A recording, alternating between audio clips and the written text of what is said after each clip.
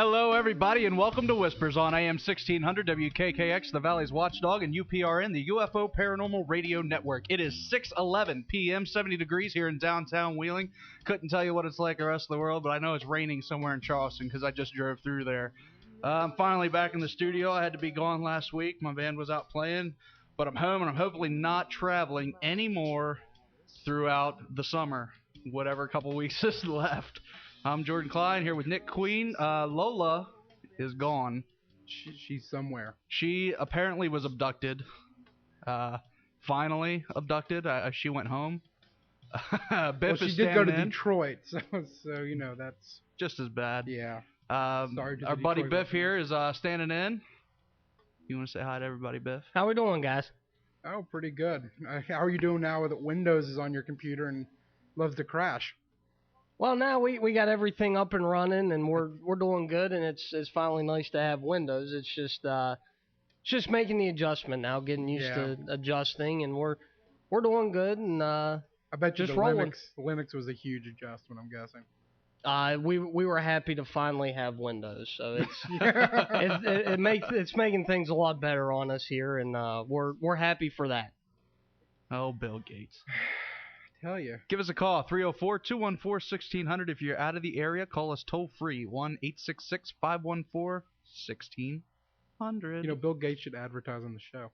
He should. You hear that? We're using Windows XP. The more you know. I don't know if that's the right. I don't think that's the right one. All right, everybody. Once again, it is time for the annual Ohio County Relay for Life. Join WKKX and our team, the Kellis Crazies, as we honor our beloved friend George Kellis and help raise money for a charity that was dear to his heart. Stop down on Tuesday, August 11th, that's today, to make a donation and sign the WKKX banner to honor George. All proceeds will go to the Ohio County Relay for Life. Let's make George proud. That banner's still up here. We got Kelly out there taking the donations. We got all kinds of people out there. It was a full house for the last. Wild. It was most we've ever had here while we've been here. Yeah, usually the studio's pretty dead by the time we're here. Everybody's gone home, and we're like, hello? But it's full of people, full of life. Everybody out there honoring George. Come down, guy. sign it. It'll be hung up. Be a part of it. It'll be good times. Everything all right over there? Yeah, we're good. So you were gone. You went on tour. Yeah. How was that? It was fun. My hands are killing me. I bet. Now you play bongos. I'm so a percussionist. Bongos are the little boop, boop, boop, boop, boop. You drums. play bongos. Yes, I'm a percussionist, a conga player. One of your names online is Bongo Bob. I know. Don't try to go. I'm a percussionist. That was making yourself sound bigger than you are. That was you my played nickname the in high school. Bongos. Was it? Yeah. Thank you though. No problem. Just rubbing that in. What's wrong with playing bongos? I'd love to learn how to play the bongos. Yeah, that's right. I'd love to learn how to play something. We got our guest, Biff.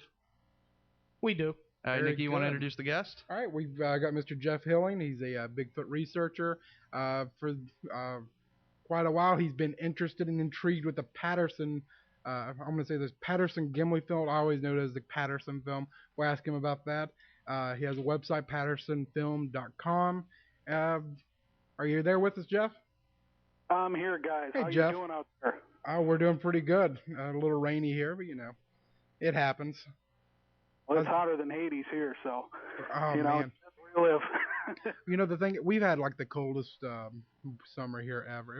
It's been down to the 40s at some points. It's been crazy. It's all that global warming that's been going on. Yeah, right. And if you believe that, I've got a monkey suit to sell you. Yeah. You do. Well, speaking of monkey suits, you're talking about Bigfoot. Yes. You can yell at him if you want. So, the world famous video that we all see of Bigfoot walking by the creek. Whoa. You think that's real? Do you think that's something that actually happened? Do you think that's a man in a monkey suit? What exactly is it that you are researching? Well, where I stand, I'm personally about 80% convinced that it was a genuine creature of some sort. Now that I leave 20% room for possibility that it could have been a hoax, and the only reason I say it only could be a hoax is because I can't figure out how you could do a hoax of what we see in the footage of the Patterson film. Now, if people aren't familiar with the Patterson film, it's that old footage you see, 1967 grainy 16 millimeter film of a Bigfoot creature lurking through the northern woods of Northern California. Everybody's seen it. So if you're not familiar with the term Patterson film, you are familiar with the footage, either seeing it on television or seeing still frame pictures from the Patterson film. It's the most analyzed film in history. The only one more analyzed than the Patterson film is the Kennedy Zapruder film Assassination. Now, why do you say that there's no way it could be, I guess, staged? Well, he left 20%, so well, I mean, why are you at 80? What pushed you past the 50% mark up to 80? Well, if you look at the film and you look at what has been attempted to be recreated with this film, you'll see that it's not as easy as you might think it would be. Just putting on a monkey suit and getting a camera with some film and pointing and shooting is not going to cut it as far as fooling people. And this Patterson film has been analyzed for over 40 years. And people still cannot conclusively say that it was a hoax. In fact, there are a lot of reputable scientists, anthropologists, people who do studies in film and gait, who are absolutely convinced that it is genuine, that you are seeing a genuine creature there. Now, I know from, I've read a lot about this. I know someone had mentioned that Patterson had bought a monkey suit from somebody at one point. I mean, how can, is this the same suit, or do we know what that suit looked like at all, or are there any indications that that's what we're seeing here? Yeah, those are all very good questions. Yeah, actually, the story goes, and I believe it was done in a book recently, the one that brought Mr. Bob Hieronymus out of the woodwork, saying that he was Bigfoot in the suit.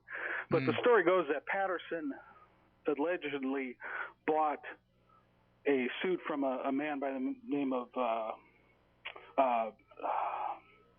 Philip Morris. Excuse me. There's a couple suit makers out there. And Philip Morris, not the cigarette maker, but he actually makes suits.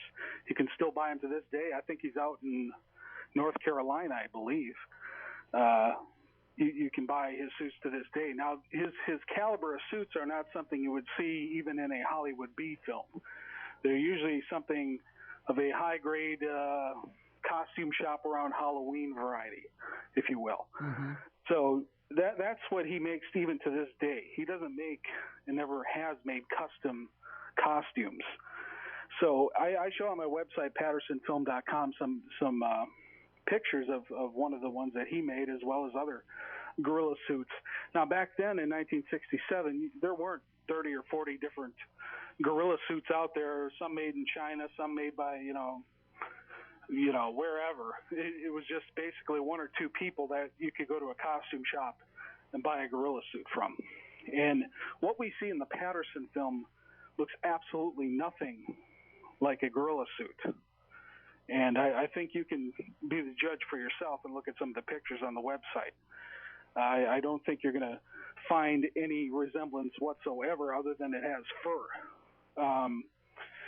Now, the story goes that Roger Patterson allegedly bought a suit from Mr. Chambers, somehow modified it, and then made it look even more believable than Mr. Mr. Morris's suits. So you got a guy who's by trade a professional costume maker. You get a guy, Roger Patterson, who's a rodeo guy. He rides horses in a rodeo. Yeah. And he modifies it and outdoes you, the costume maker, and makes it look more believable, more better. I don't think so. That story just doesn't hold a lot of water with me. Well, I mean, I'm watching the video. We got it. We put it up on our website, whispers081109.mp3, just for anybody out there listening that wants to check it out, just to get a refresher and talk about the differences in gorilla suits. But it's really grainy. So, I mean, it's really hard to really get the details if it was a suit. But my question is, how do we categorize a Bigfoot because I'm also watching videos of gorillas walking, and this looks a lot more manly of a walk than animalistic, I guess. Yeah, absolutely. For one, you make a good point. A lot of the crud you see on the computers nowadays, YouTube and all that, it is such poor quality footage of the Patterson film. It's about sixth generation, then it's done on a low resolution and then put onto the internet. So you're not going to get a whole lot of detail. Now, there are better Patterson film footages than other that you can view online. So if people want to view the Patterson film, I encourage them to look at several different showings of it, because some are definitely higher quality, higher resolution. And people have done a better job of digitizing them. So that's one thing you want, is the highest possible quality of this film. Usually that could be obtained by basically going and watching some old videotapes that feature the Patterson film Bigfoot. You can go to the store and buy old videotapes or even DVDs nowadays. The History Channel's put out some documentaries. Those have pretty darn good footage, and you will see much better clarity watching them on your TV than a little square that with bad resolution on a computer. Yeah. What about, how do I say, like, would you categorize Bigfoot as a monkey or a primate? Yeah, a primate. Would you categorize it as a human? Where are we drawing the line? I mean, I guess everybody calls Bigfoot the missing link, okay? But where are we really drawing the line of what it is? Because I don't know. I'm not a big believer. It's hard for me, and like my grandfather, who I know is not out there listening, he ghosts and everything like that is through the roof. The only thing that exists is Bigfoot. So I mean, everybody's got their own, I guess, qualms when it comes to the paranormal field. But I mean, it's hard for me to really believe that this is real. I want you to prove it to me. Okay, well, I'm not really here to prove to anybody it is real. Okay. I will tell you this, though. I actually think the Patterson film, if it were proven false today, undeniably, let's say Bob Gimlin, the man who was there with Roger Patterson, came out and said the whole thing was fake. Yeah. Okay. I would think the Patterson film would be more mysterious, more paranormal, more bizarre, more weird than if it were an actual Bigfoot creature. Really? The reason is because to this day, it has not been replicated. People have tried it. Lots of time, lots of money, lots of effort. Really? Lots of study. And it has not been done even close. So what we're seeing here, if this was a fake, this is something so bizarre, so mysterious, that even 40 plus years later, people still cannot figure out how this magic trick, this illusion, was actually performed. It's like a kind of reminds magician. Me of the pyramid. The trick, nobody can figure out how it was done. Yeah. So, and now what do I think Bigfoot actually is? Yeah. I don't know. It could be some sort of wild man. I show on my website, pattersonfilm.com. There's a disease out there that people get periodically. It is a very rare disease, but it's a disease where hair actually will cover the entire body. And a lot of sideshow freaks were JoJo the dog-faced boy. Yeah, JoJo the dog-faced boy. You got the Lion Man. It's hypertrichosis is the name of this disorder, and this can affect the entire body. And you're right. This creature does not look ape-like at all. And see, and that's been my biggest hang-up. I mean, it's just been, okay, it looks like, whether or not the suit's been able to be remade, it looks like a man walking. I mean, he's kind of hunched over, but maybe the suit's really heavy. There's a whole lot of hair. And that's always been my big hang-up on this particular video. Well, I don't blame you. That's a good point. But let's take it from there. Okay, let's say it was a man in a suit. Well, how was this done? What suit was it? How come you can see muscle movement in there? How come the elbow, from the point of the elbow measured up to the top of the shoulder, is abnormally long in comparison to the body? If you're going to fake long arms, you fake them at the glove level. It's impossible to do from the elbow to the top of the shoulder. That's a good and point. that's what we're seeing in this Patterson film. We see a lot of strange things. What if it's a midget on stilts? A midget on stilts, boy, I'm just playing. I was like, what in the world are you talking about? Job. I mean, that's it has a fluid motion. It has a gait. which is something that people have not been able to figure out. Gait is a study of motion and movement. Uh-huh. It doesn't look like anything anybody's ever been able to replicate as far as the walk, the look, the fluid motion. There have been several people who have tried to recreate this. BBC is one of them. And then not too long ago, Bob Hieronymus, the man who claims he was in this alleged suit, tried to recreate this with Philip Morris, the costume maker. And they got together, and I think some cable channel did this documentary. It's kind of hard to find, but you can see little clips of it on my website. And it shows Bob Hieronymus walking in the suit that allegedly Philip Morris was the one who made back then, put Bob Hieronymus back in the suit. And it looks silly. It looks like a high school mascot. It looks like a bear. It's something you'd want your kids to have at a birthday party. It wouldn't fool anybody. So it's not as easy as just throwing on a monkey suit through the yard. I mean, I challenge anybody, get some an old camera and put on a monkey suit, best one you could find, modify it however you can, and see if you can get anything that people talk about for 40 years. Yeah. I don't think you can. You can get a lot of bad footage that people put on YouTube all day long. True. Modern Bigfoot alleged sightings. But nobody pays any attention to them because they're just garbage in comparison to the Patterson film. There is no second best. True. Jeff, if you can give us a few minutes, we got to take a break. And we'll be right back after the commercials. You're listening to WKKX Wheeling, AM 1600, and UPRN, the UFO Paranormal Radio Network.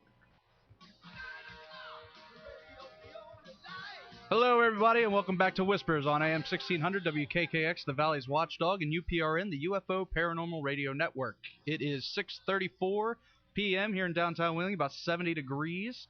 If you want to give us a call, you got a question for the guest, you want to say hi, it's 304-214-1600. If you're out of the area, it's toll-free, 1-866-514-1600. We are talking to Mr. Jeff Hilling, who is a Bigfoot researcher and researches the Patterson film that's world famous, and it's Bigfoot. And Nikki's mic's off. Hello, here we are. Since we're talking about monkey suits, and this is something I talked to you about when we were I was booking the show. We were talking about, and everybody out there remember the last time we had a Bigfoot guest on the air was unfortunately the time that there was also this big story that came out of Georgia. The big hoax. The big hoax story. What can you tell us about that? I mean, it caught the media's attention, and they started defrosting it. And I mean, honestly, there was no way this could be a Bigfoot. This looked like a monkey. It looked like the suits that you were showing us on your website. Yeah, and we talked earlier, Nick, about this. At the time, I was actually living in northern Georgia in the mountains where they claimed that they found this. Oh, really? Yes. So I was on top of it. It was happening. I was excited, but I was a little skeptical at first when I heard it. Of course, I'm always skeptical about anything I research, even the Patterson film. I still am to a certain degree. Yeah. Then it came to light. They showed the picture of the film. This was right around the time I was still developing PattersonFilm.com. I had a lot of it in place. It wasn't actually launched, though. But I had already put this picture of this Bigfoot costume that was in this ice block that these jokers down in Georgia hoaxed Mr. Tom Biscardi into buying. So I recognized the nostrils right away. I said, this is this monkey suit, this Bigfoot costume. You can go online and buy it for like $600 or something. So I recognized it right away. I knew it was a hoax from there on out, but I had no idea how it was going to play out. Yeah. And sure enough, Tom Biscardi paid around $50,000 for this thing, and allegedly there's some lawsuit pending over it now. But it's really a strange story. It's quite a hoax, though. And that's one of the things when you get into the realm of any kind of bizarre, strange, paranormal, you're going to have all kinds of fruitcakes out there to deal with. I mean, and that just seems like almost all of these different fields. You have these people that come up that are trying to make a quick buck, more or less. I mean, I know this group would, charge people to take them on the expeditions into the, into the woods, looking for Bigfoot, and probably honestly didn't even know what the heck they were looking for. I mean, You're right. A lot of these expeditions, if you ask my personal opinion, I think they're glorified snipe hunts. Yeah. There we go. And they charge you a flat fee. You go out and they might send somebody ahead once or twice to do some weird knocks or whistles, or maybe send somebody out in a fursuit in the distance. I don't know. I can't say for certain. I've not been on any of them personally, but if you like going out, maybe looking for a Bigfoot and having fun, just being out in God's nature, I mean, there's no problem with that whatsoever. But if you really think people are out there going to find something, I think it's a money-making venture, like you said. And speaking of the money-making venture, you have on your site Bigfoot Pop Culture, which is, I've been going through your site. The most intriguing to me was all the stuff that rose up just because of this one film. Like you said, it's one of the most analyzed films in history. We have Harry and the Hendersons, which I remember from my childhood going to watch this movie. A lot of people out there probably do. Something that I'd never heard of before, and one of the most intriguing things I've ever heard. I've actually been looking for videos of this. The Bionic Bigfoot. This is one of the greatest toys ever. I actually own. I want this toy. Can you explain exactly what the Bionic Bigfoot is? Jordan, you're going to like this. Yeah, it's about 14 inches tall. It was made by Kenner as part of the line of the $6 Million Man and Bionic Woman toy series that they put out. And it was almost a mini series on both TV shows, actually. They had Andre the Giant playing Bigfoot, and Bigfoot was hot in the 70s. I mean, you couldn't go anywhere with seeing Bigfoot T-shirts, people, toys with Bigfoot, TV shows about Bigfoot, documentaries. It was all over the place after Patterson film occurred in late '67. It was basically the In Search Of series that really launched it in the early 70s. And then after that, it was all over the place. And it's a great toy. If you can, they're going to run you about $80-$90 on eBay without a box. So, and all it does is really nothing. You have the $6 Million Man. You punches him in the bread box, and chest plate pops off to reveal that he's not just a Bigfoot, he's a bionic Bigfoot. Bum, bum, bum. Sorry. Exactly. I mean, it's so lame, it's cool. Well, and a lot of this stuff, this Bigfoot board game, I'm trying to figure out what the heck the Bigfoot board game is. It looks like this huge Bigfoot that's on the game, and you try to run from him or something. Yeah, I've never played that one personally. I do remember they actually had a commercial for it back when. Just a little marching roll dice type of board game. I don't think it's anything anybody over the age of 8 would be too thrilled with, or unless you're really into Bigfoot. But it's another example of the Patterson film influencing our culture in a major pop culture way. Yeah, and there's a bunch of movies that were out, The Revenge of Bigfoot, Sasquatch, The Capture of Bigfoot, and then my favorite were all the Weekly World News stuff, that come out. I mean, it's pervasive mainly just because of this one film. I mean, before that, I'm guessing there was no. I mean, there was, but it was kind of not really the sensation that it was. Is that correct? Correct. I mean, I show in my articles, historic Bigfoot articles, the only thing before Patterson film about Bigfoot were bizarre newspaper sightings that showed up in mainstream newspapers from the mid-1800s on up. Uh-huh. Hey, Jeff, real quick, let me interrupt. We got a phone call. We have Dave from Steubenville. How you doing, Dave? Hey, gentlemen. Good evening. Hey, I wanted to make a statement about Bigfoot because I don't think a whole lot of people understand really what the speculation is. Uh-huh. The Sasquatch goes back 300-400 years in American Indian history. There was a fantastic show on the History Channel the other evening that I watched, and it wasn't just about Bigfoot. It was about it's called Monsters, and I believe it was on the History Channel. Might have been on another one, but might have been on Nat Geo. But the story behind a lot of this has got a ton of history to it, and I think that people say, well, we've never found bones, we've never found the body, we've never found skulls, all we find is footprints. But people also don't understand that. Look at the African elephant. The African elephant is so intelligent that they bury their own. Really? And there are. Oh, absolutely. I didn't know that. Oh, absolutely. They will bury. They will. The pride or the pod will take one of their elderly deceased, and they are very intelligent creatures, and they will literally carry this animal and bury it where other pachyderms have been buried for hundreds of years.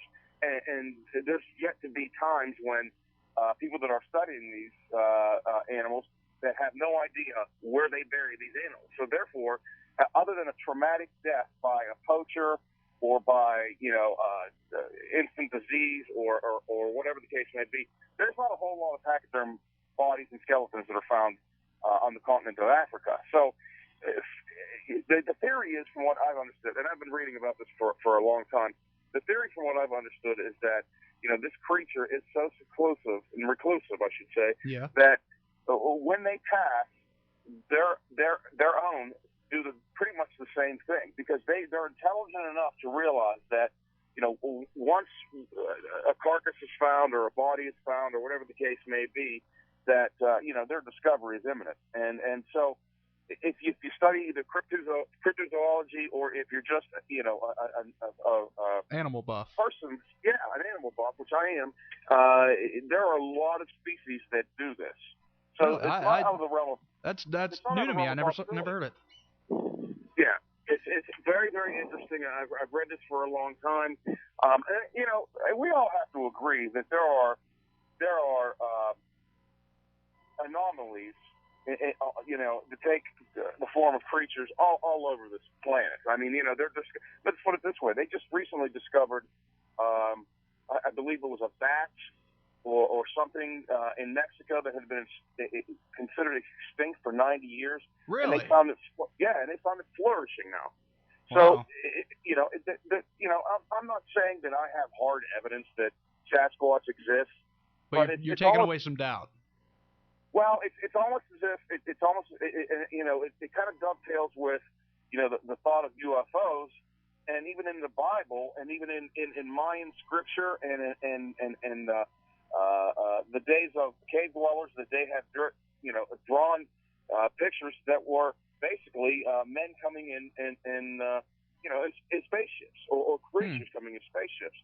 So as a logical human being, nobody can discount a lot of this stuff. Don't you agree? Yeah, you see, I didn't know that about the elephants, and that's always something that's been kind of holding me back. And I told Jeff earlier that it was the hardest thing for me to believe the Bigfoot thing.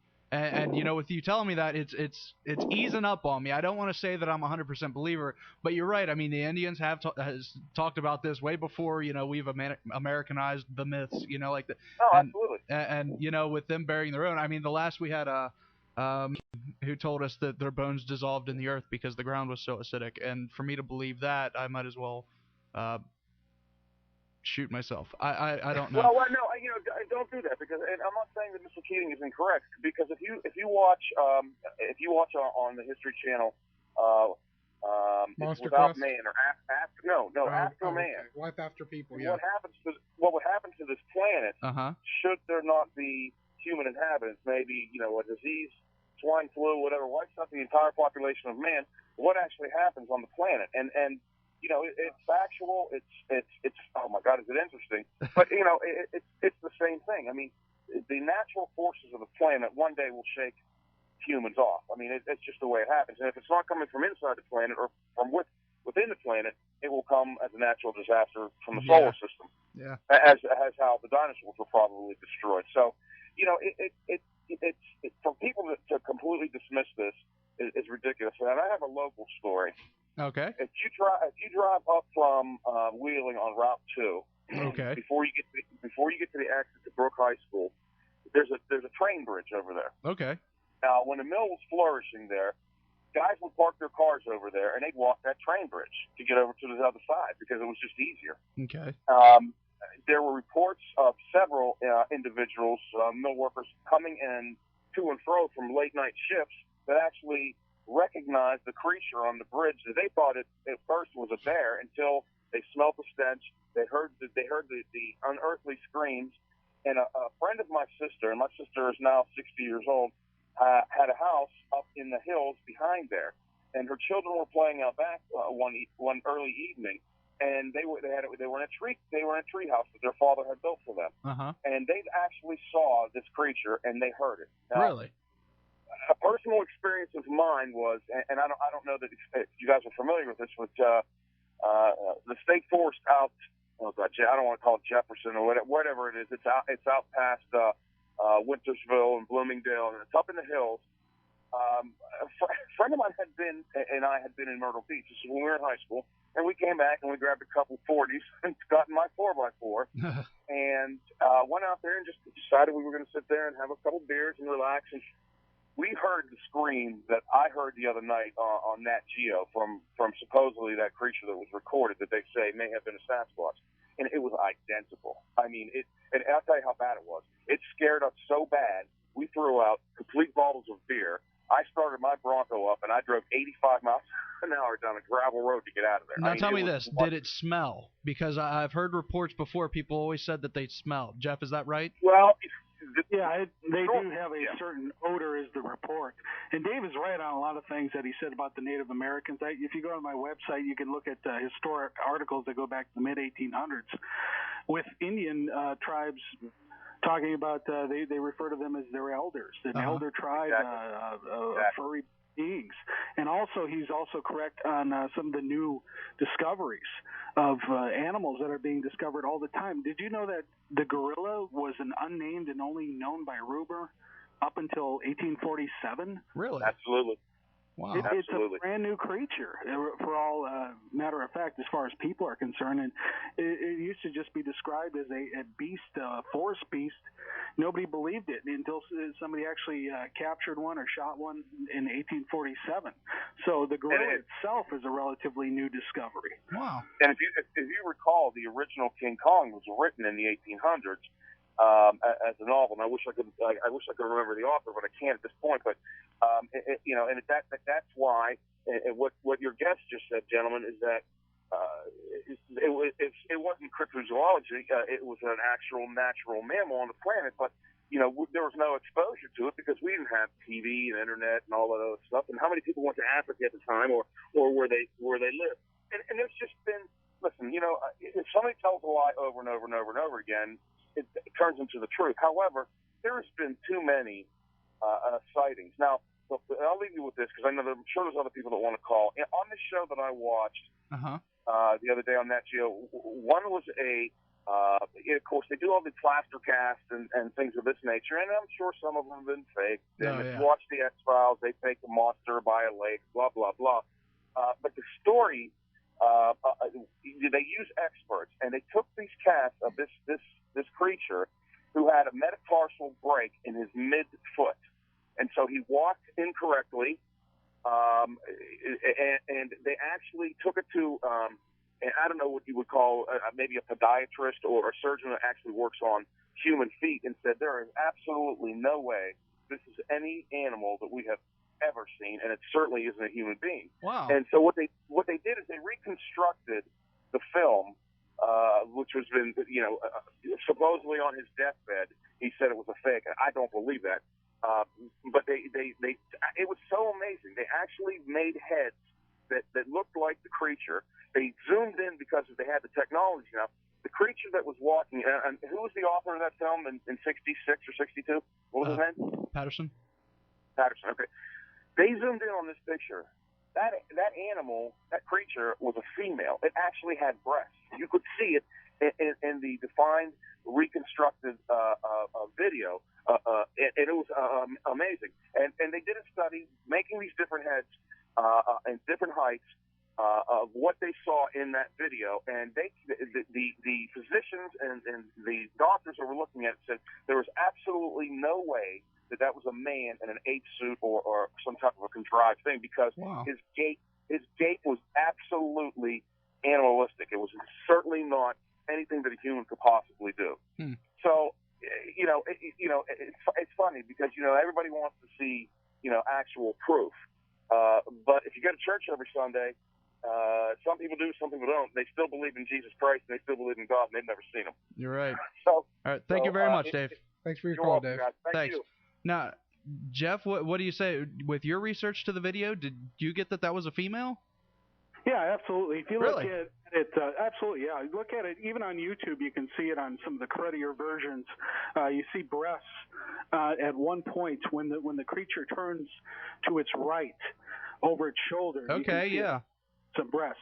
Now, if this was a hoax, why would you sew some breasts onto a costume? They don't make Bigfoot costumes, especially back in '67, or gorilla costumes with boobs.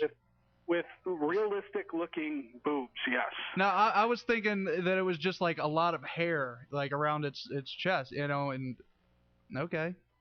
Yeah, you can. It's very plain to see. There's very few people who will deny that it actually has breasts on it, whether they believe it's fake or real. Just look at it a little closer, watch a couple different versions of the film, and you will surely see that this was a female creature or a female hoax suit. But once again, if you're going to do a hoax, there's no reason to put breasts on it. Yeah. And another thing is people don't realize it's not that easy. I mean, if I gave you $1,000 and you're an inexperienced in costume making or being a seamster, in a gorilla suit, and said, go ahead and make realistic looking breasts on this suit. I want it done in 2 weeks. Yeah. I don't think you could do it. Yeah. Personally, I know I couldn't. And Roger Patterson had no costume background that anybody knew of. And why would he want to? Like, if somebody was right. making a hoax, it'd be like, okay, we're gonna go and do this, but first we got to make it a lady. Yeah, exactly. It doesn't make any sense. It's the path of least resistance. You don't need to do it. Yeah. You could easily just say it was a creature and not have breasts on it. That is one of the most intriguing things about this film. Now, do you think, because we were talking before Dave called, all of these different, pop culture, constantly in front of us, most recent being the Don't Mess with Sasquatch Jack Link's commercials, which are very funny. Do you think that contributes, though, to people just not wanting to believe this? I mean, it makes it kind of silly, makes it kind of, who would believe that? When I'm just looked up, because he mentioned new creatures, that it says here the Himalayan wilderness yields 350 new species, and that was the August 10th of this year. 350 new ones. Why can't there be something else out there? That's very good at hiding, very good at keeping away from society.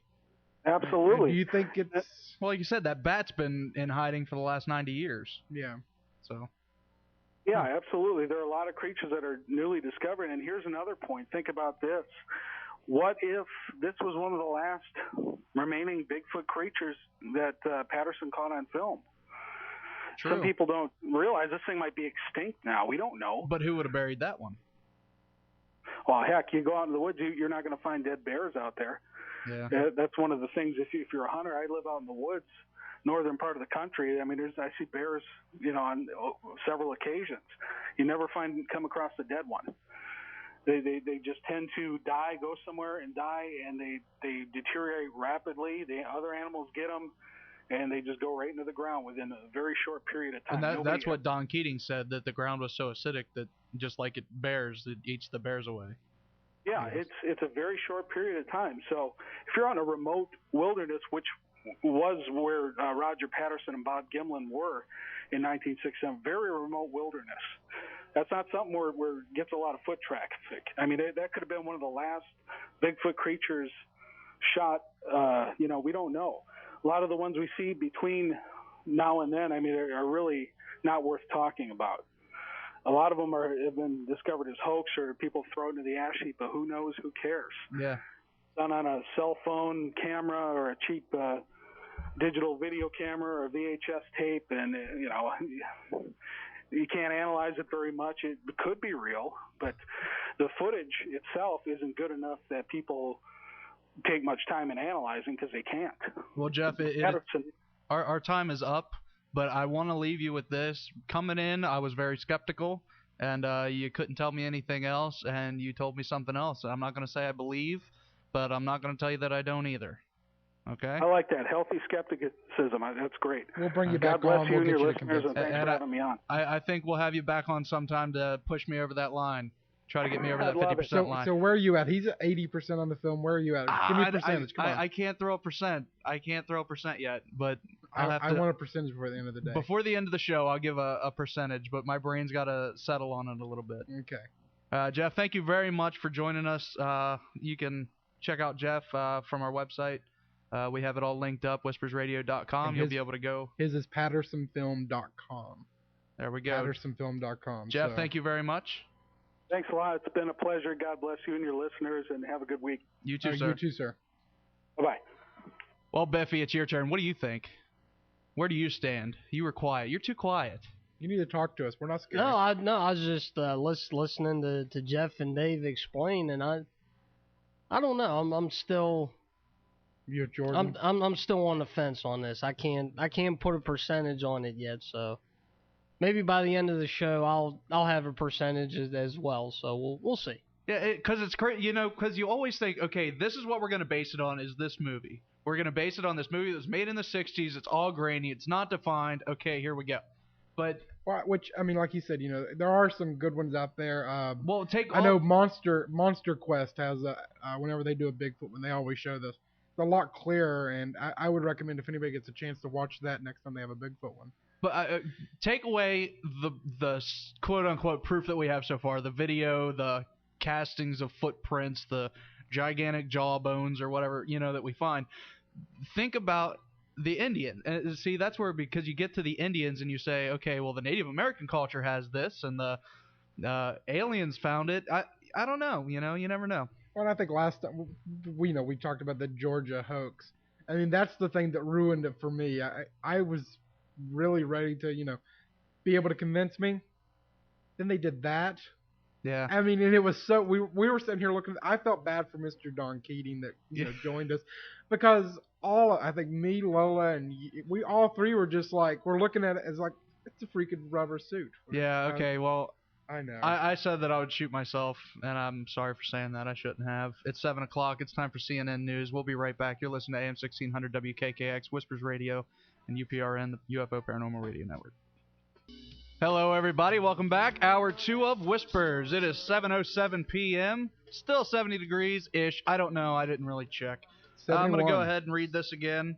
Once again, it's time for the annual Ohio County Relay for Life. Join WKKX and our team, the Kellis Crazies, as we honor our beloved friend George Kellis and help raise money for a charity that was dear to his heart. Stop down today, Tuesday, August 11th, and make a donation and sign the WKKX banner to honor George. All proceeds will go to the Ohio County Relay for Life. Let's make George proud. We still got time for that. Kelly's still out there waiting. Darth Vader's running around out there. Yep. I had to go to the restroom. It was scary. He chased me. What are you laughing for? Give us a call, 304-214-1600. If you're out of the area, call us 1-866-514-1600. I want to say that most of you know before each show I have to have some chocolate milk. And I brought my chocolate milk. And I don't know if it was sitting in a warm cooler, I guess, when I bought it. But I took a drink. It tastes horrible, and it smells not very pretty. It hasn't expired as per the date on it, but the smell would make you think less, and my stomach's churning right now like crazy. You look like yellow. Ugh. You going okay? I'll be all right. I'll be good. Right, we'll get you out of there. I got Biff here to cover me. If he drops, you're in. I'm ready. All right.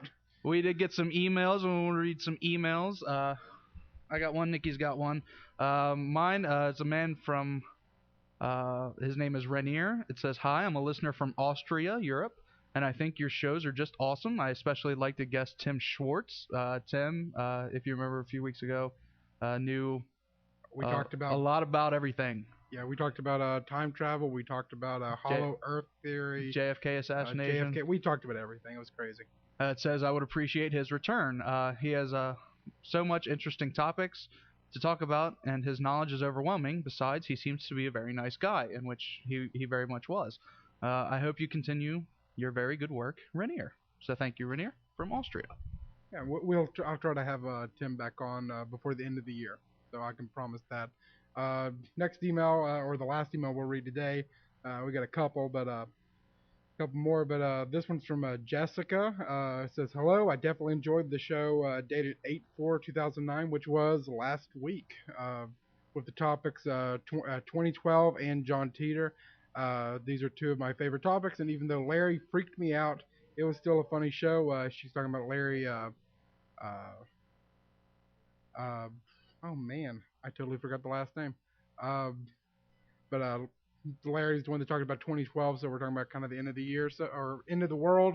So I was freaked out as well. Unfortunately, I was listening to the show late at night in bed while trying to fall asleep, and needless to say, my dreams are very strange. Thank you for the brain stimulation. Even though I'm dragging the day at work due to strange dreams and lack of sleep, I'm so glad I found this podcast, and I wish I could listen live. I definitely would if I lived in West Virginia. And regards, Jessica. So. What's funny is that is the only time anybody has ever said, Nick, thank you for stimulating my brain. So I think everybody out in radio land needs to give Nikki an applause. She said, "Oh, I wasn't there. You were the stimulating one. Look what one. I did." It didn't say, "I now feel dumber." See, if that would have happened, it would have been me. We don't read those emails.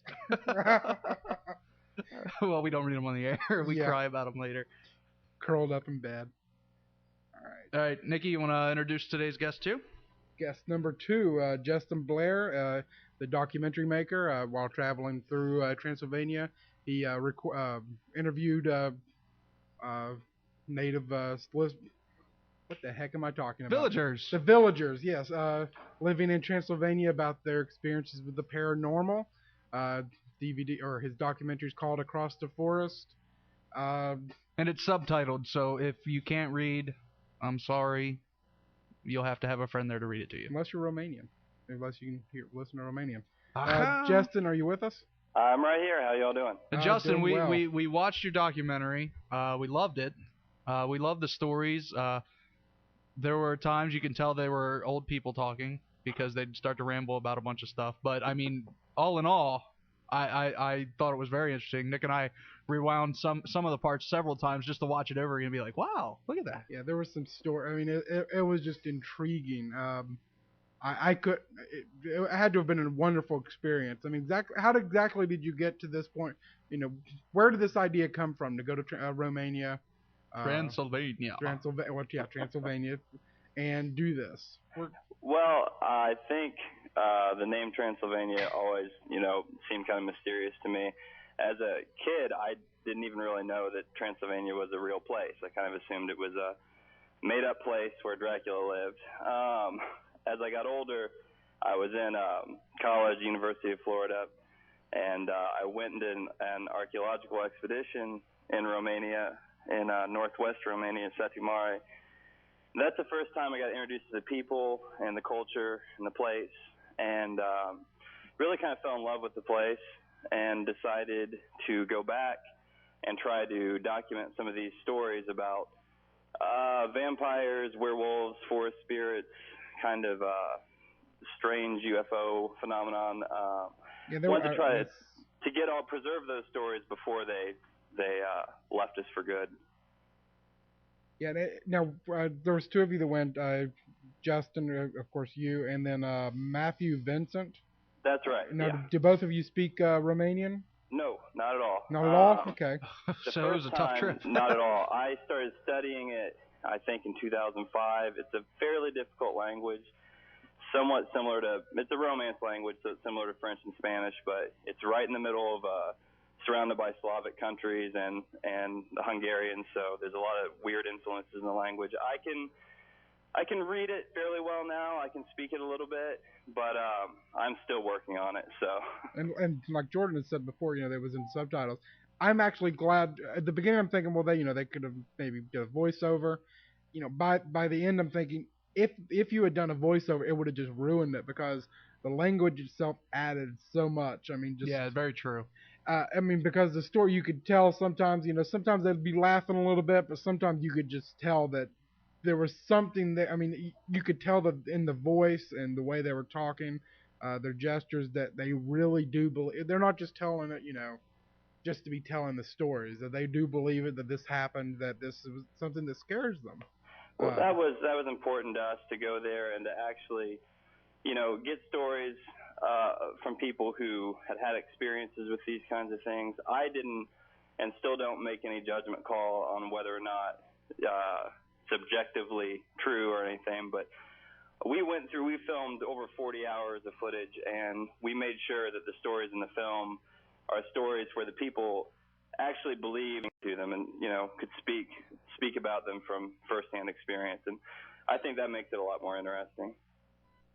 Now, 3 different creatures that they spoke about.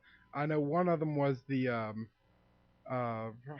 and I cannot remember how to say the vampire name. one. Well, the Sergoi. The Sergoi was the first one that they were talking about. I was trying to think of the lady. She comes to people at night. The young men has the cloven hooves. Mama Padori, I imagine. What's that? I'm sorry. Mama Padori. Oh, that's it. Yes. Or Fata Padori.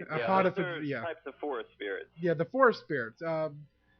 That was one of the more. That's one of the ones where you rewound.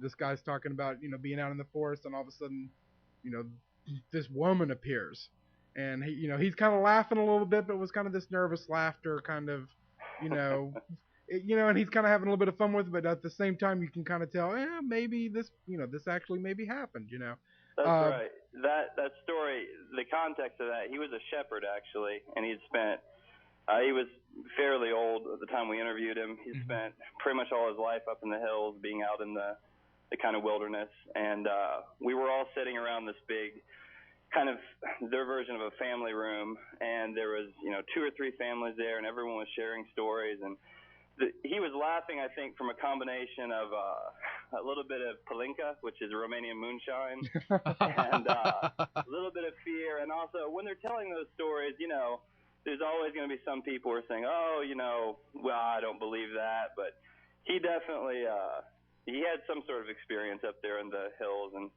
it's for the viewer to decide on. Well, sure. And you make no judgment on it. You just pretty much just tell the stories. Or not, you don't even tell. You just allow them to tell the story, and that's it. Well, that's because I felt like I had seen so many. I had never actually seen a film set in Transylvania, which is where so many people think of as the origin of a lot of the supernatural, beliefs, which isn't exactly accurate. But I actually wanted to make something where the people spoke, as opposed to here's a narrator telling you what to believe. I just wanted to hear, the people of Transylvania tell their stories. And now, how hard was this to get them to actually open up to you? I mean, did you have any trouble with that, or were they really willing to? Let me piggyback on that. Okay. Okay. Not only how hard was it to get them to open up, but at the beginning, towards the beginning, you had the old woman telling how she had the dead, her friend had died, and she dug up, or before the corpse was buried, she made everybody leave, and she stabbed it through the heart because she thought it was eating all of her animals. I mean, how did you get her to open up with that? Oh, when I heard that story, that was a great one. It was really strange because here's this nice little old lady, she makes this kind of apple pie. We sit down, she's got like a dozen cats all around her. Yeah, and she starts telling the story, and my translator's there next to me. I can tell we're getting a good story, but I didn't understand it fully until after the interview. And he said, yeah, this lady, stabbed a corpse through the heart, and it started screaming and blood coming out of its mouth. And I thought, oh, wow. And she keeps saying that she was a lot braver then. And she was like, I was way braver then. It's like, you were. Apparently. She was a great lady. It wasn't very difficult to get people to speak. I think they really, the older generation especially, grew up under communism. They had no chance to speak about what they believed. There was a lot of government oppression in all kinds of ways, but especially speech. We literally would walk down village, little dirt roads, hitchhike, take, whatever means of transportation, and just knock on people's doors or go to the little village square or the village pub and ask people who in the village knows these stories, who in the village you think would want to speak to us, and we just go knock on their door. And the Romanian people are extremely friendly, and at some points it was it was more difficult just to, there were some people who would talk for 2 or 3 hours. So going back over there and trying to get, translate that all and take the story out that we needed for the film, that was probably more difficult than actually getting people to speak. The only other issue with it was a lot of the, we talked to some anthropologists, some folklorists over there to give us an idea of who to speak to. We went through villages and we would, ask for, say, Pope Maria or something, some name. Mm-hmm. We would find that house and someone would say, well, she passed away last week. Or we had this weird, spat of kind of ill luck where we were going through a couple of villages and everybody had died just like the day before or the week before. And that kind of seemed mildly strange. But, that was, the lady on the cover of our DVD, she literally told us, she said, you're filming me. This is my deathbed.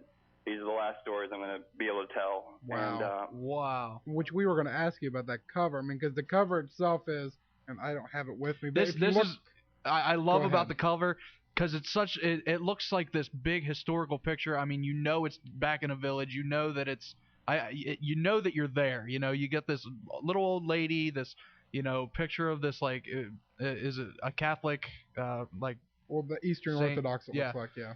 And then, like, kind of in the background, you see a boombox, like a newer, modern boombox. And I'm like, I didn't even see that when I first looked, but look at that, I just thought that was crazy.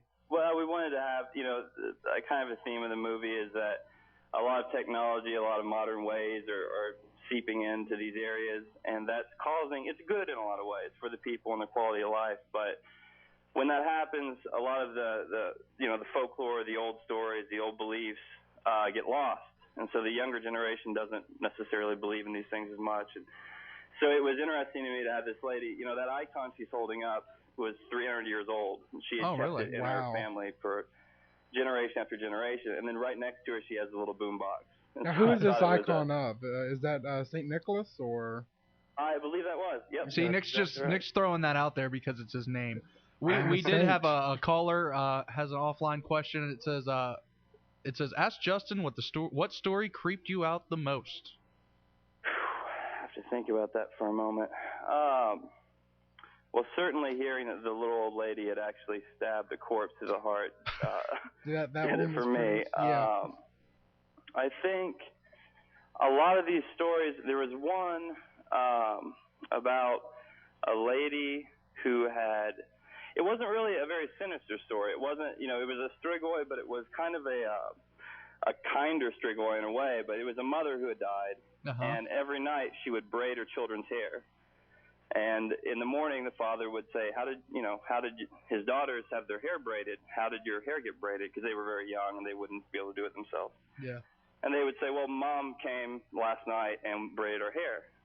And so the father goes to the church to ask the priest what to do, and then the mother appears in the church, and the priest says some sort of incantation or whatever, and the mother bursts into flames and is sent back to the other world, I suppose. But that one in a way creeped me out more than any of the others because it's so different from what we think of as vampires. The strigoi was very much related to the vampire in a lot of ways, but here was someone coming back from the dead, not, trying to harm anything, but still the natural order of things were, wrong. And I think that one probably in a way scared me the most. Yeah. I mean, and that was something when we were going through it, I looked at the definition of strigoi was vampire, and so when they first started talking about it, I'm thinking, well, this sounds more like just a ghost. And it was kind of hard to kind of, get your mind around it first because we're coming at it from our understanding of the terms rather than what theirs is. Then you just kind of let them have it and just start listening to them. It's a complicated thing. The link there is that goes back to literature where Bram Stoker, the author of Dracula, he never actually went to Transylvania, which at that point anyway was Hungarian and not Romanian, but he sat in a library in London and basically took and read folklore, kind of a lot of the stories, the same stories that I was collecting, these beliefs, but he was actually he never went to the area. And he blended that folklore with the historical character of Vlad Tepes who was this medieval Romanian royalty who was pretty sinister. He was pretty violent, but in a way the Romanians actually still respect him a great deal. He blended that historical character with that folklore, and then came up with the character of Dracula. And Dracula really, even though the notion of the vampire has been around, even in literature, predates Bram Stoker's work, that's kind of where we get the idea of a vampire, is from Dracula. That's the big book on it. So the Strigoi, you're right, it does seem a lot like a ghost, but then that characteristic of, the stake through the heart is a way of dispelling it or killing it. Yeah. Drawing away energy or blood from the victim. I mean, that's something we all think of, associate with the vampire. So it's a kind of complicated issue, but the Strigoi, it's similar to a vampire, but similar to a ghost in some way. And the ghost, because the first person in that story, the first person that saw this, entity, they actually saw her, and then the second one, the lady that did do the stabbing, she didn't see them, and she's just seeing the effect of this of the entity there, on her horses and her animals. Yeah, and that's where I'm still trying to wrap my mind around it, because it's like, wait a second here, let's go back, and it was an intriguing I mean, it was very. I don't know. It left me kind of speechless. We're kind of doing that nervous laughter kind of thing, sitting there watching it like, okay, she did what now? So, well, it's strange because, I mean, it's a cultural thing in a way. I mean, while that behavior isn't even acceptable there, to go, stab a corpse to the heart, I want to make it clear, it's not like Transylvania. While it is still not as developed as the West, it's not like everyone there believes, runs around with stakes trying to kill vampires. Sure. I would. But in a way, an activity like that is still kind of more culturally sanctioned. Like if you did that here in America, you would just be considered completely insane. If you do that there in a certain context and enough people believe that that's going on, you can get away with that. And it seems like, it's almost a heroic thing to do. You have to get rid of this entity that's, haunting the village and killing animals, and it's more understandable. Yeah. Sure. Which we had two of the stories that stuck with at least with me. I'm sure Jordan will probably mention them. That you can almost see kind of maybe the blending, especially the first one. It was the horses, Saint. Slaughter. Saint Father. And the story was, I'm listening to it and I'm thinking, I don't exactly see, I can see this as, these guys maybe abuse these women or something. Do you see what I'm saying? Exactly. Yeah, that is a bizarre story. It didn't exactly fit in with a lot of the other ones, but I thought it was so bizarre that it needed to be in the film. Can you kind of recant that, recant that a little bit and just sure. Recant that. I have no. I'm sorry. I can't deny it, but I will. I'll do my best to explain it. Sure. I think you had it right. In a way, it's kind of a warning, because the idea is unmarried women aren't supposed to be outside of their household past midnight. And this is a belief, and it's not a belief that still persists greatly, but it does somewhat. And the idea is that if you are, then you might go to the dance with the horses of St. Water, which there's some sexual connotation there underneath that. But these half-men, half-horse creatures will take you away, and you'll start dancing this, dance, and you'll dance kind of into a frenzy, and then you'll die, is the idea. Well, I mean, okay, you can take it at its face value, but sure. You can look at it in a different meaning. It's something that, villagers tell their daughters to make them come home, early so that they're not out at night and perhaps getting, kidnapped or hurt or whatever. And so the stories work on a lot of different levels. That story is more of a kind of a warning, I guess, or, an instructional story. It's a bizarre story, though. It is bizarre. And I was thinking when she was talking about it, she's talking about, well, no, they weren't exactly horses. They were guys with horses' faces, and I'm thinking, if you removed everything, I'm thinking these women got raped and they're using maybe a story to back it up, or and I could see my mind going through. Of course, I'm a little jaded. It's like saying if you're up late, the boogeyman's gonna get you, and then when something happens, like, see, I told you, the boogeyman got him. It was way out there. Exactly. And it was a strange story. I think that's another one that needs to be rewound. There was also one about and my brain, I thought UFOs.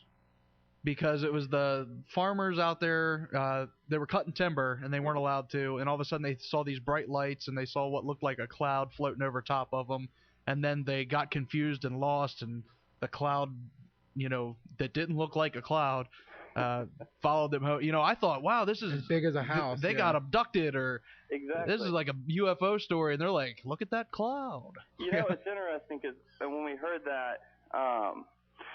It brought up this idea that the concept of UFOs and abduction, I think, is a worldwide phenomenon. But when you live if you live in a context where you don't have the vocabulary to explain it. We were talking to that guy off camera, and he wanted to talk about jet airplanes. He was kind of amazed that airplanes had jet engines at this point, right?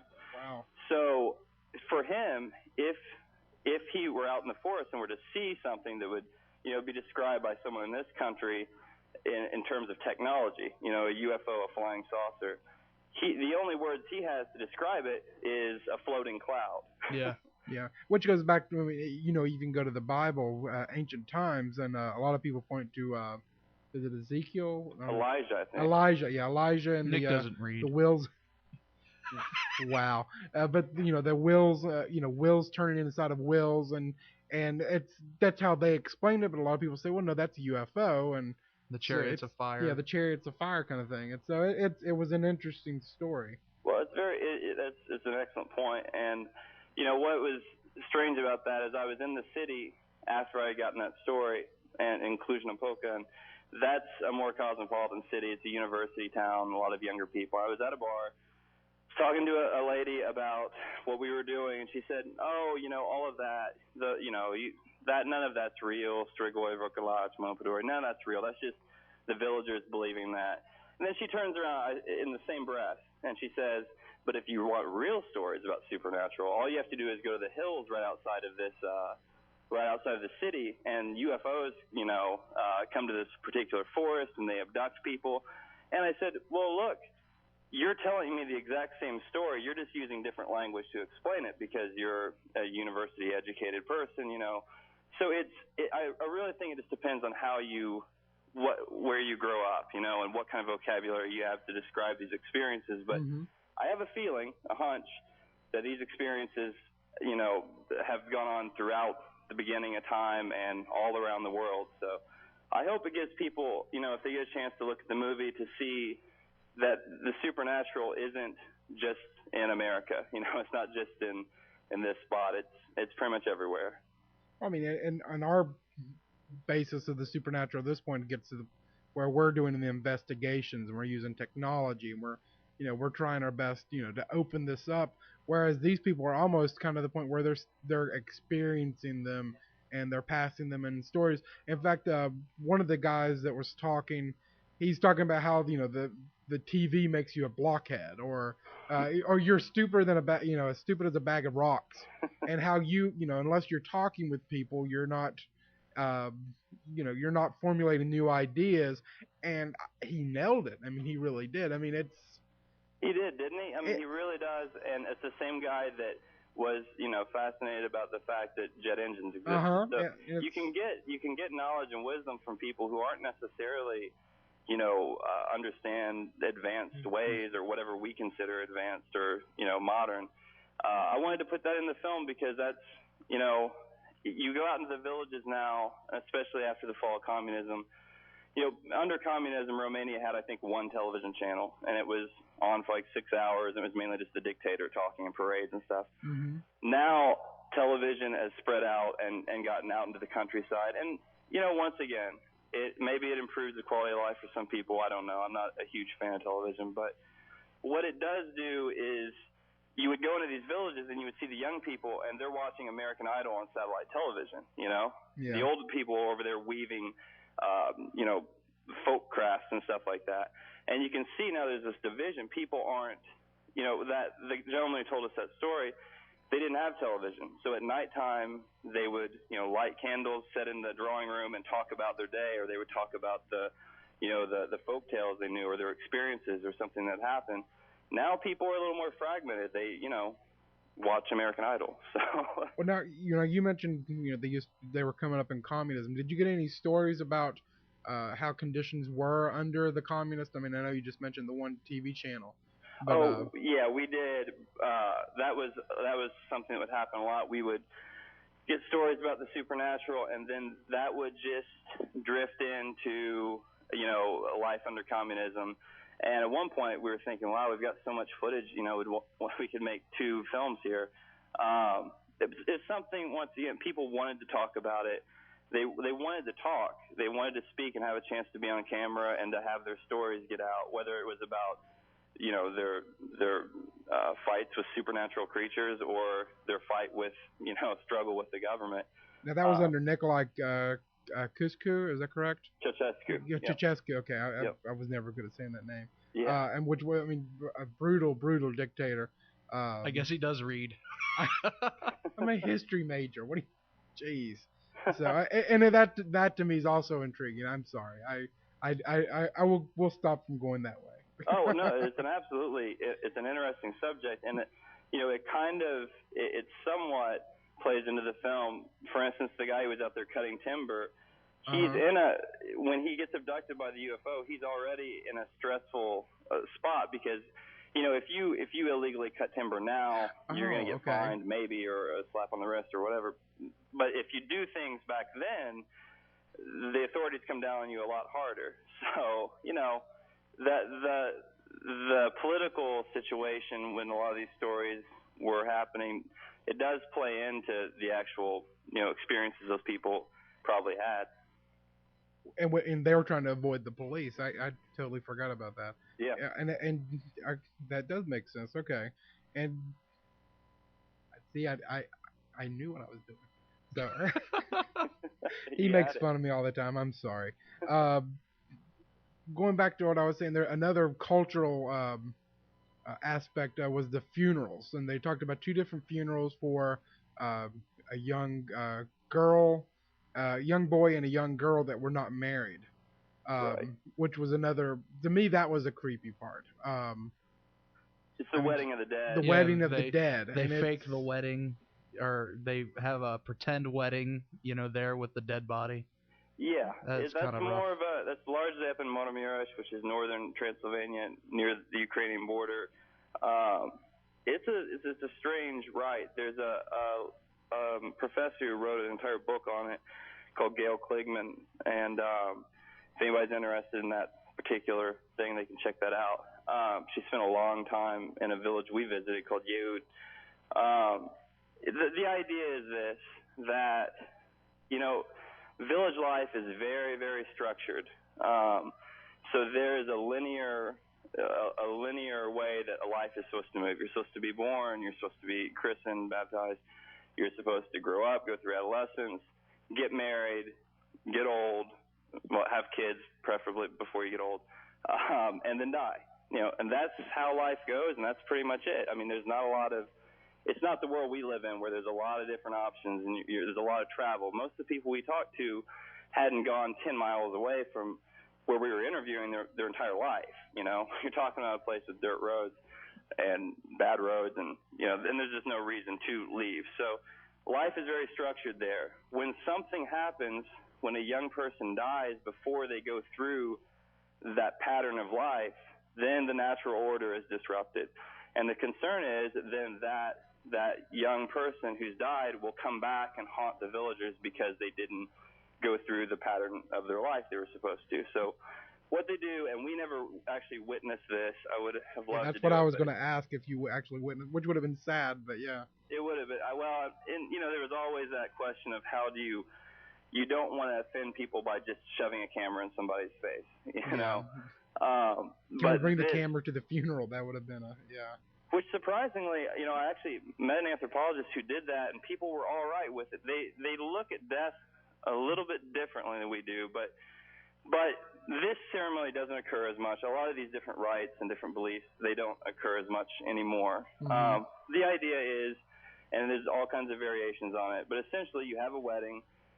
If it's a young man who's died, then you have a bride who's a living bride, and they go through a kind of mock wedding with a dead body. With the dead body, and then that.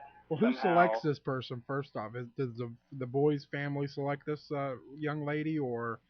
I think it's done by consensus. I think it's done differently in every village. A lot of these rituals, you can go 10 miles down the road and they're telling you a different story about a strigoi or about the wedding of the dead, because once again, especially in the mountains, everything is so closed that things don't spread very easily. But someone is selected, and it does not.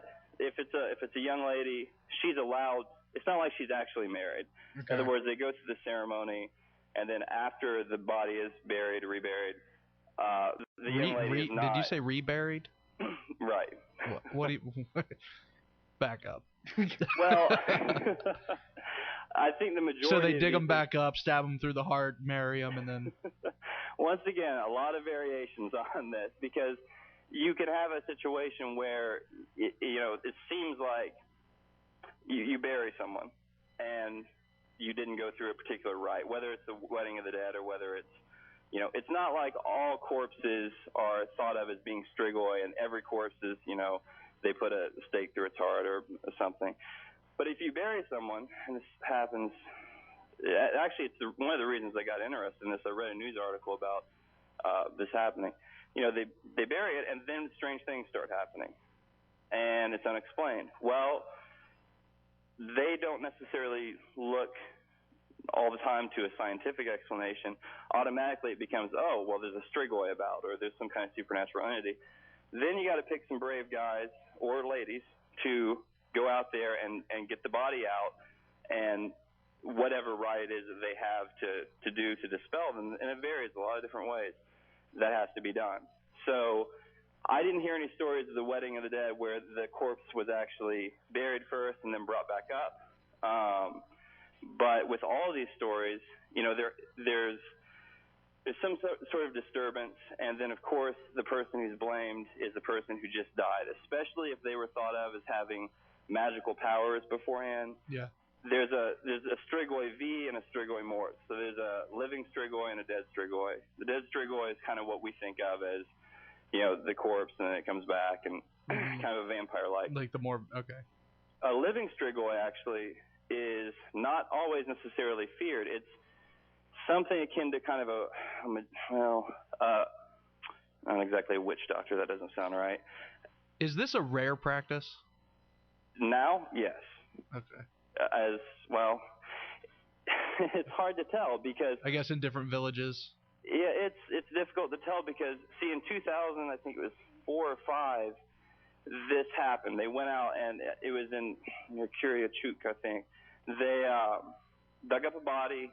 They cut the heart out with a sai. They burnt the heart, drank the ashes as a remedy against the strigoi, right? Well, this is then what happened was one of the niece of this person who had died and the corpse had been defiled. She came back and she was angry about it. She was the person who didn't believe in this. She was a city person. She calls the police. The police come and they actually arrest these people who did this.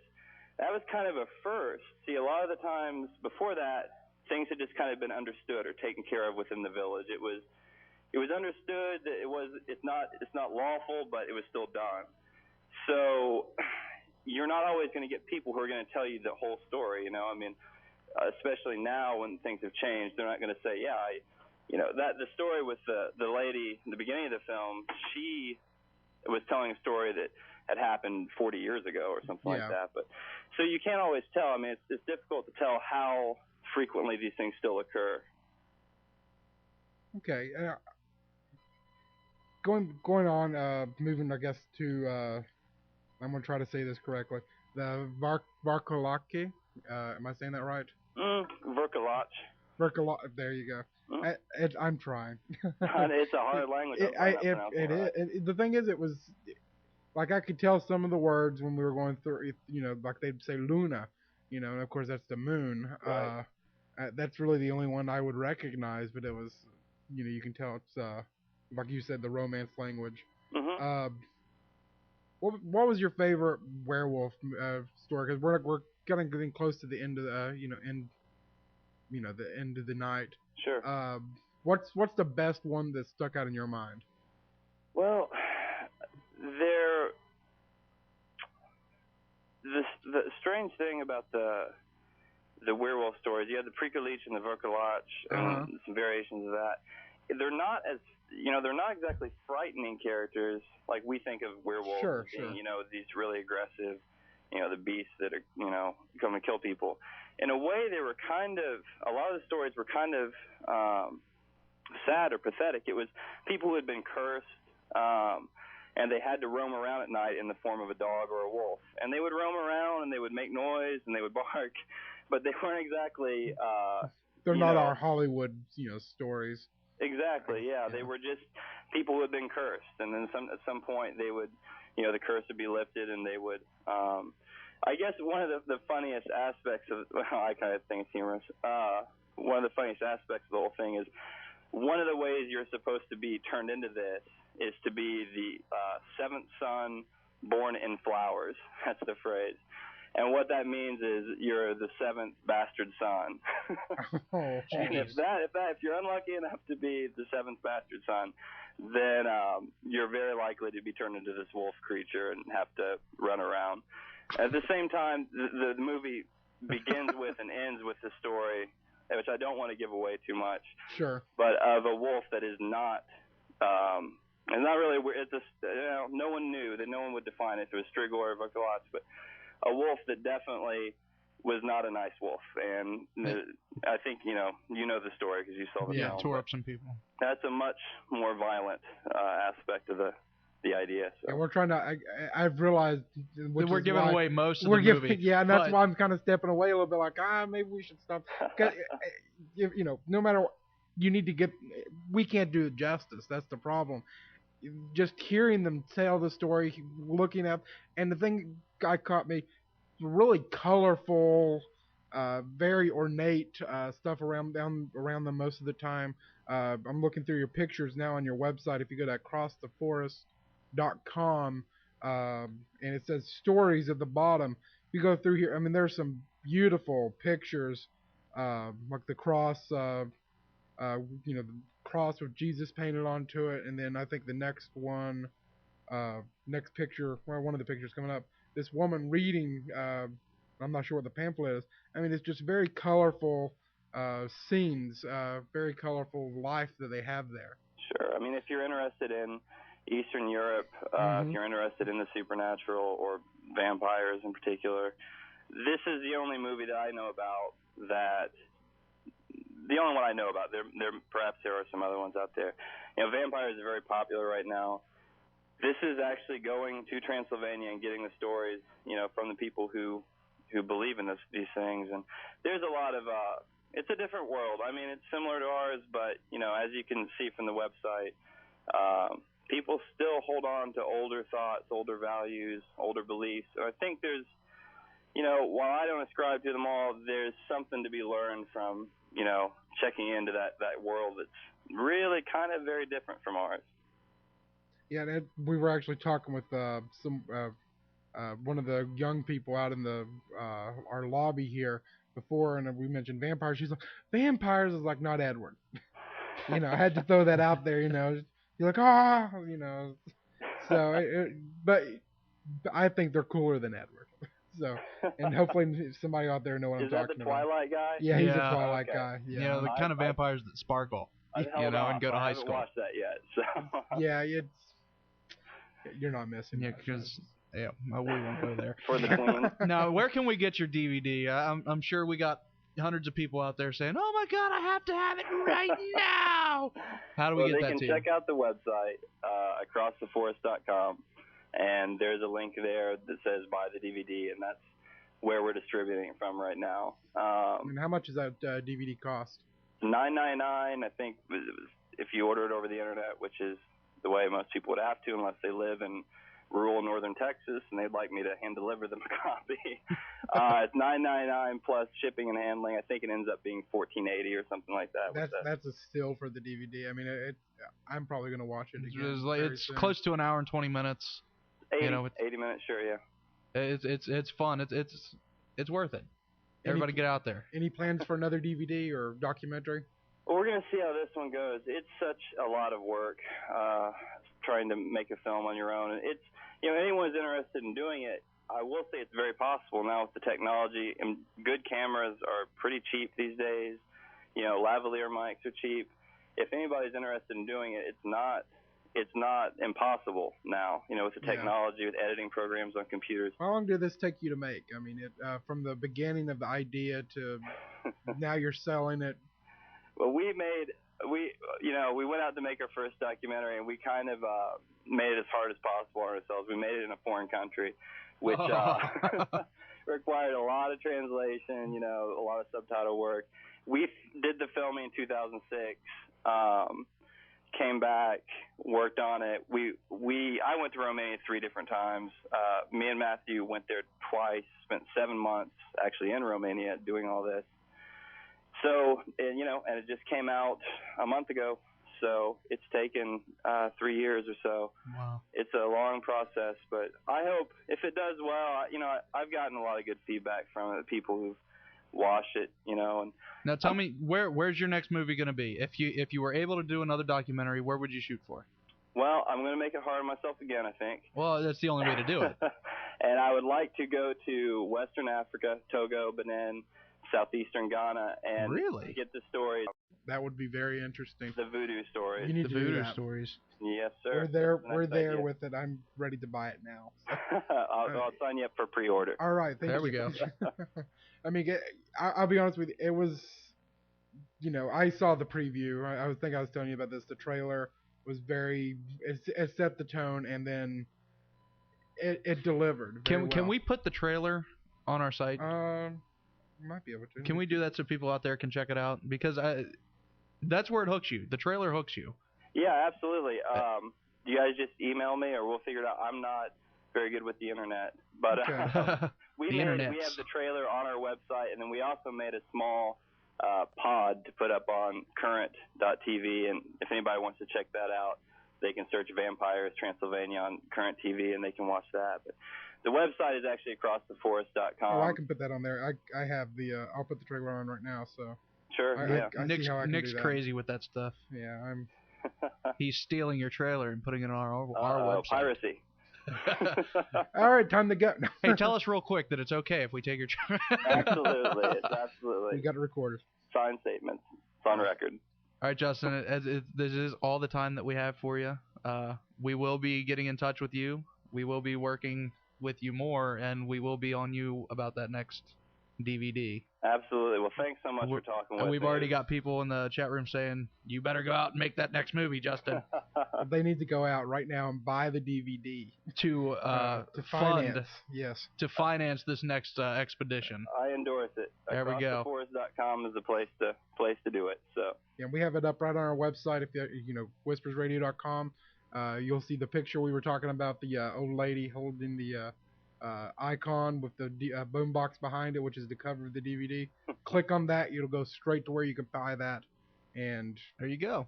It'll help. All right, Justin, thank you very much for joining us. Like I said, we're going to be keeping in touch. It's a great conversation. Thank you, guys. Yes, sir.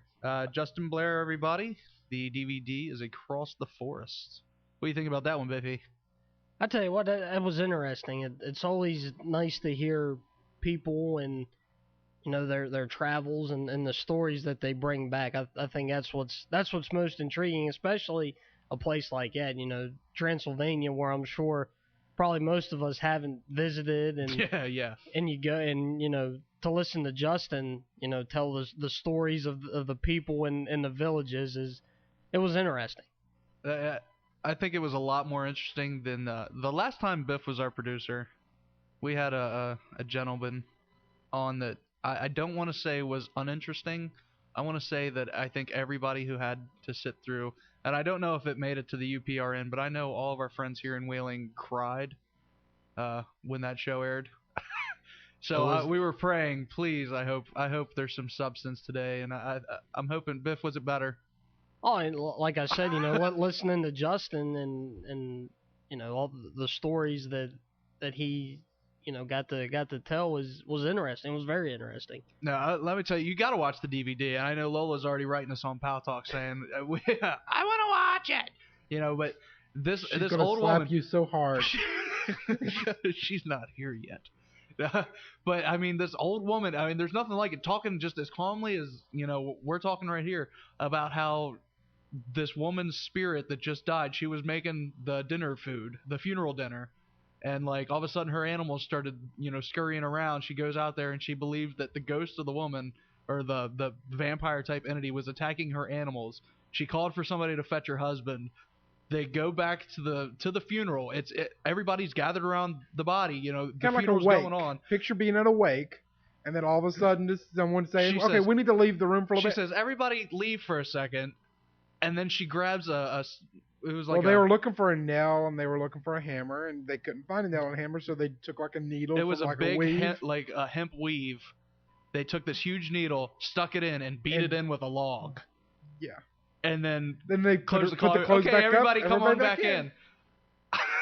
And she's telling it calm as anything. She's like, "Yeah, I was a lot braver." And she's like, when they did it, the mouth like opened and twisted, and I guess blood was running. I mean, it's like. And Jordan and I are both looking at each other like, did she did she just say that?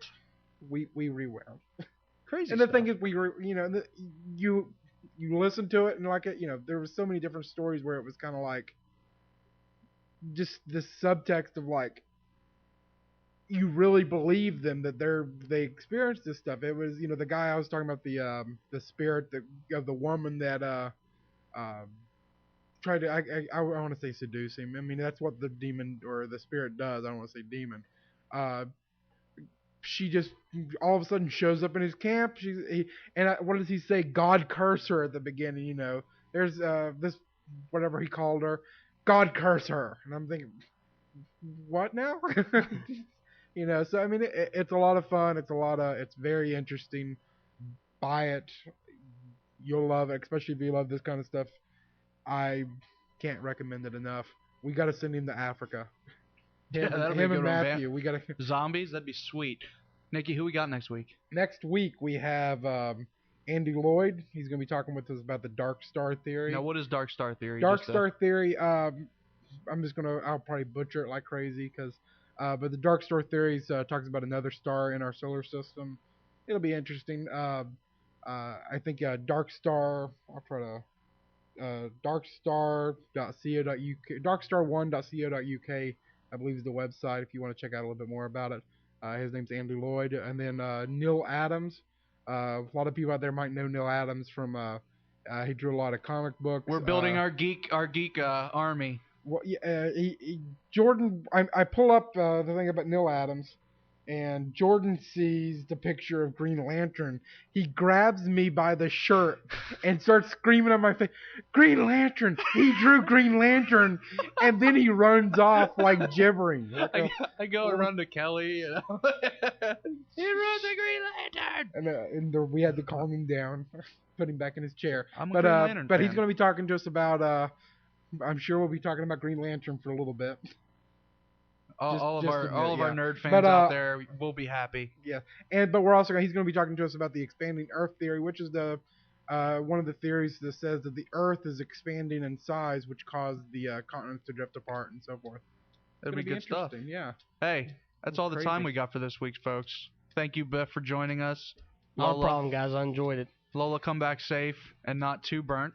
Please, I can't believe you didn't throw in. Please don't hurt me when you get back for making fun of you. Please don't hurt me for coming down. All right, till next week, threw everybody. Up a demon face. You're in trouble. Wow, she did. Look at that. Jordan won't be here next week. Until then, don't be afraid. Only believe.